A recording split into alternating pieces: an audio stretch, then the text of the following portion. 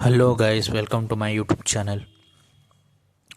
Guys, सब जैसे कि आप सबको पता है, बड़ौदा गावस्कर ट्रॉफी का जो फाइनल टेस्ट है वो खेला जा रहा है। आज डे वन था सिडनी में। जैसे आप सबको पता है, ये जो टेस्ट खेला जा रहा है ऑस्ट्रेलिया वो पिंक मैच के नाम से भी जाना जाता है इसको। क्यों ना, ये मैकग्रथ का जो फाउंडेशन होता है कैंसर के लिए, उसके लिए उसका जो जो भी उस मैच में जो भी रेवेन्यू है वो सब उस फाउंडेशन में जाता है। तो ये मैच सिडनी में खेला जा रहा है। और आज बहुत अहम बात देखने के लिए मिला, रोहित शर्मा का सेल्फलेस कैप्टनसी देखने के लिए मिला। रोहित शर्मा खुद ही खुद को ड्रॉप करवाया यहाँ पर, और जसप्रीत बुमराह को दारोमदार दिया कि कैप्टनसी करे।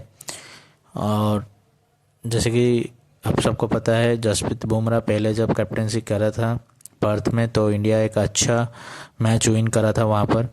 तो इसी उम्मीद से सब लोग का कि जसप्रीत बुमराह अच्छा कैप्टनसी करेंगे, तो इंडिया ने टॉस विन करा। टॉस विन करने के बाद जब लग रहा था कि इंडिया बॉलिंग चुनेगी, क्यों ना हरे भरे मैदान था और बीच में थोड़ा घास भी था, तो सबको लग रहा था जसप्रीत बुमराह टॉस विन करके बॉलिंग लेंगे, और जो कि लेते तो अच्छा होता इंडिया के लिए। ऑस्ट्रेलिया को परेशान में डालता था इंडिया। जिस तरह का बुमराह फॉर्म में है, तो कहीं ना कहीं बहुत इजीली वो पहले सेशन में ही बहुत सारा विकेट ले जाते। लेकिन छोड़ो, जो जसप्रीत बुमराह का सोचना कुछ अलग था, टीम मैनेजमेंट का सोचना भी कुछ अलग था। इसलिए तो जसप्रीत बुमराह ने टॉस विन करा करके पहले बैटिंग चुना।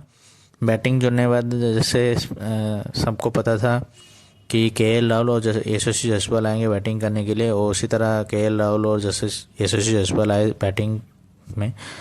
लेकिन जल्दी केएल राहुल का विकेट गिर गया, और मुझे लग रहा है कहीं ना कहीं वो लूज शॉट जो कि इस सीरीज़ में देखने के लिए नहीं मिला है केएल राहुल से, उसी शॉट के मिचेल स्टार्क के गेंद पर वो आउट हो गए। उसके बाद यशस्वी जायसवाल भी उसके बाद भी आउट हो गए। स्कॉट बोलान ने उनको एक स्कॉट बोलान ने उनको एक अच्छा गेंद डाला, जो कि वो आगे चलकर आ रहे थे, उनका एज लगा। और वो जो कि ऑस्ट्रेलिया का जो डेब्यू कर रहे हैं वेबस्टर के हाथ में वो उन्होंने कैच थमा बैठा।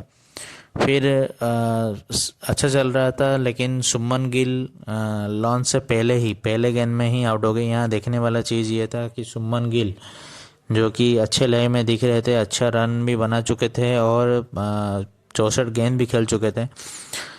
लेकिन यहाँ पर ऑस्ट्रेलिया का जो प्लानिंग था, उसी प्लानिंग हिसाब से उन्होंने वो विकेट लिया। और मुझे लग रहा है स्टीव स्मिथ और लाबुशेन का जो बात था, उनको जो स्लेजिंग करना, वो भारी पड़ गए सुमन गिल के ऊपर। तो लॉन्च से पहले जो लास्ट गेंद था, उसी गेंद पर वो सुमन गिल अपना विकेट फेंक दिया। कि ना, वो बाहर निकल कर स्टेप आउट करके करना नहीं चाहिए था उस टाइम, वो बॉल को डिफेंस करना चाहिए था। लेकिन उन्होंने सोचा कि स्टेप आउट करके इधर छक्का या चौका मार लेंगे, लेकिन नेथन लायन ने अपना लाइन खींच लिया, तो वहाँ पर सुमन गिल का विकेट गिर गया।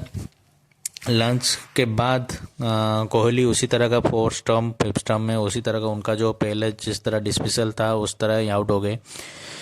फिर आए पंत और रविंद्र जाडेजा ने मिलकर अच्छे साझेदारी बनाया। पहले जैसे कि इनका 2018 में एक अच्छा साझेदारी बना था, वो उसी तरह इस मैच में लग रहा था कि पंत और रविंद्र जाडेजा ये मैच को कहीं ना कहीं निकाल लेंगे, जो मैच फंसा हुआ है। और लेकिन बहुत सब्र के बाद, बहुत मेहनत करने के बाद भी, जैसे कि ऋषभ पंत को हेलमेट पे बहुत बार लगा, हाथ में गेंद लगा, फिर उनके चेस्ट में लगा, फिर लेग में लगा, तो बहुत गेंदें उन्होंने अपने ऊपर खाई। और एक गेंद देखने वाली बात थी कि जो मिचेल स्टार्क का गेंद उनको हाथ में जाकर लगा, वो पूरा उनका जो कंधे से नीचे वो पूरा लाल पड़ गया था, लाल रंग पड़ गया था उनका, जो हाथ में लगा था बॉल, हेलमेट में लगा। फिर वहाँ पर आए ऋषभ पंत और रविंद्र जडेजा का अच्छा सर्जरी चल रहा था। लेकिन पंत अच्छे सेटल होने के बाद भी अच्छी मेहनत कर कर चुके थे। डेढ़ डेढ़ घंटे से ज़्यादा वो क्रीज पे मौजूद थे, लेकिन 98 बॉल खेलकर 3 चौके और एक छक्के के साथ उन्होंने जो 40 रन बनाया था वो सारा मेहनत पानी में बह गया, क्योंकि ना पंत का एक लूज शॉट जो कि स्कॉट बोलांड का अगेंस्ट में उनका वो एक लूज शॉट जो पुल मारने की कोशिश में उन्होंने आउट हो गए। तो मुझे लगा कि पंत को उसी टाइम वो रिस्क नहीं लेना चाहिए था। अगर रिस्क लेना भी चाहिए था, आगे आकर खड़े होते हुए थे तो लेना चाहिए था, तो वेबस्टर के खिलाफ लेना चाहिए था, क्योंकि उनका गेंद ज़्यादा स्पीड में नहीं आता है, वो 125 से 130 में आता है, लेकिन स्कॉट बोलांड का बॉल पड़कर स्कीड हो रहा था और बहुत तेज़ भी आ रहा था। तो उसी टाइम पे वो जो शॉट मारा वो गलत ही शॉट मारा।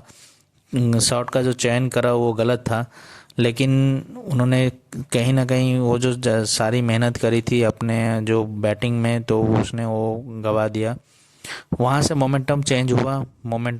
तब फिर नीतीश रेड्डी उसके नेक्स्ट गेंद पर ही स्लिप में कैच थमा बैठे स्टीव स्मिथ को।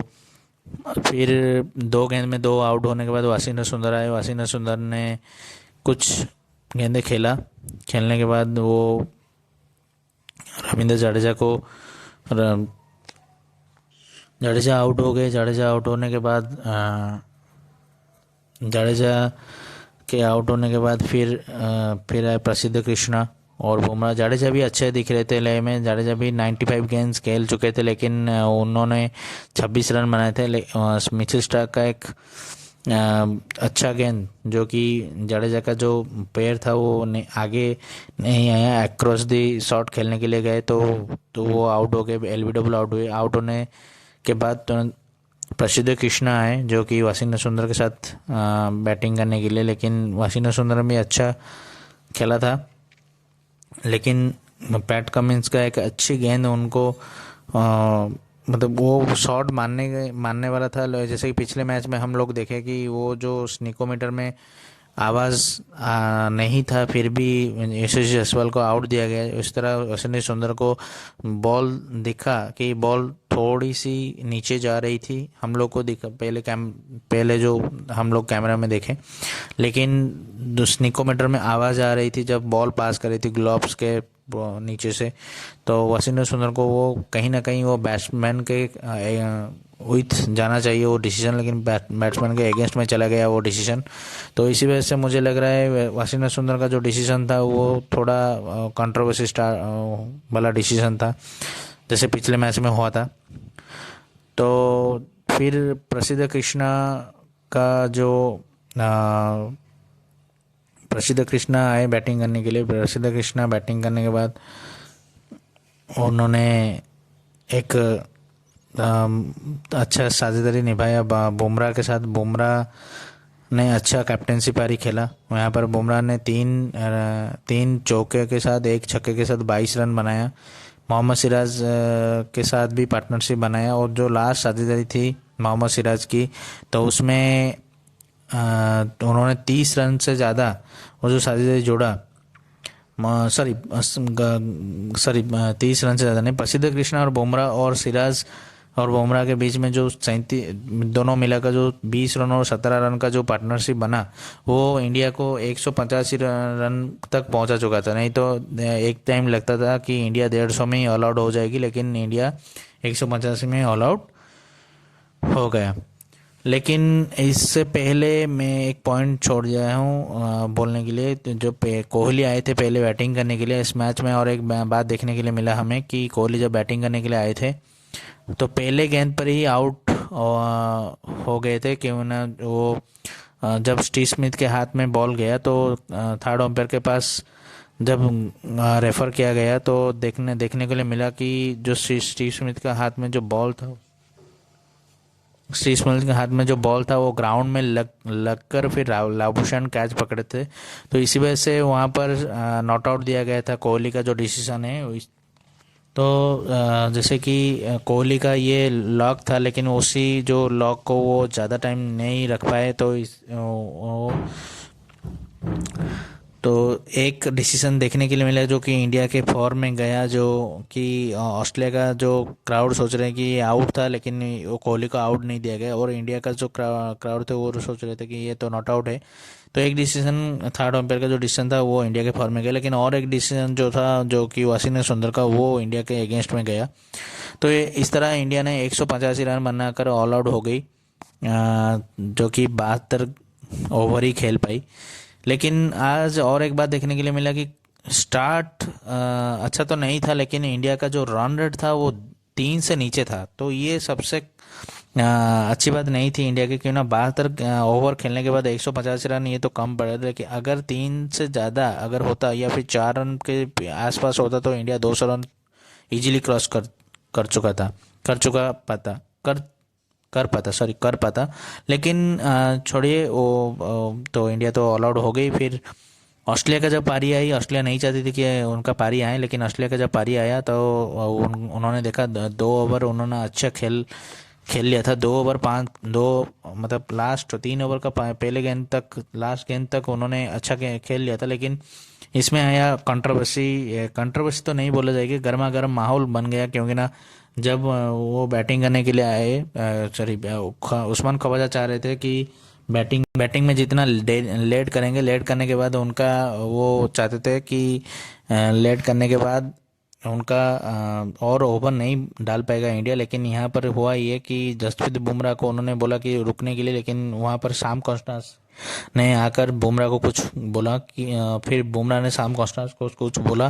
तो फिर यहाँ पर एक गर्मा गर्मी माहौल देखने के लिए मिला, कि जो कि लास्ट गेंद था इस स्टंप के पहले, तो यहाँ पर उस्मान ख्वाजा का विकेट गिर गया। तो ये एक अच्छा मोमेंटम इंडिया को मिला कि लास्ट डे का जो पहला गेंद था उसमें वो विकेट मिल गया। तो कल देखते हैं क्या होता है अगर कल फर्स्ट सेशन में ही 3-4 विकेट अगर ले जाता है इंडिया, तो फिर अच्छा रहेगा इंडिया के लिए। और अगर ऑस्ट्रेलिया यहाँ पर अगर 3 सेशन खेल जाता है तो इंडिया के लिए चांसेस बहुत कम है इस मैच से रिकवरी करने के लिए। और आप सबको पता है कि जैसे कि इंडिया के अगेंस्ट में कोई भी डेब्यू करता है तो उसका बहुत मैच बहुत अच्छा जाता है। तो वेबस्टर जो हैं, वो जो कि मिचेल मार्श के बदौलत आए हैं खेलने के लिए, तो जो डेब्यू मैच है उनका, तो देखते हैं क्या होता है क्या नहीं। गाइस, मेरे चैनल को सब्सक्राइब कीजिए, लाइक कीजिए, शेयर कीजिए, अपडेट पाने के लिए बने रहिए। Thank you so much.